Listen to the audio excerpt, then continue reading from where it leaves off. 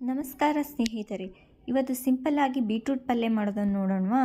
ಅದಕ್ಕೆ ನಾನು ಒಂದು ಬಾಣಲಿಗೆ ಸ್ವಲ್ಪ ಎಣ್ಣೆಯನ್ನು ಹಾಕಿ ನಂತರ ಸಾಸಿವೆ, ಜೀರಿಗೆ, ಕರಿಬೇವು ಮತ್ತು ಸಣ್ಣದಾಗಿ ಕಟ್ ಮಾಡಿಟ್ಕೊಂಡಿರುವಂಥ ಹಸಿಮೆಣಸಿನ್ಕಾಯಿ, ಈರುಳ್ಳಿ ಮತ್ತು ಒಂದು ದೊಡ್ಡದಾಗಿರುವ ಬೀಟ್ರೂಟನ್ನು ನಾನು ಸಣ್ಣದಾಗಿ ಕಟ್ ಮಾಡಿಟ್ಕೊಂಡಿದ್ದೆ. ಅದನ್ನು ಹಾಕಿ ಅದಕ್ಕೆ ಸ್ವಲ್ಪ ಉಪ್ಪು, ಅರಿಶಿನ, ಅಚ್ಚ ಖಾರದ ಪುಡಿ, ಸ್ವಲ್ಪ ಬೆಲ್ಲ ಹಾಕಿ ಚೆನ್ನಾಗಿ ಮಿಕ್ಸ್ ಮಾಡಬೇಕು.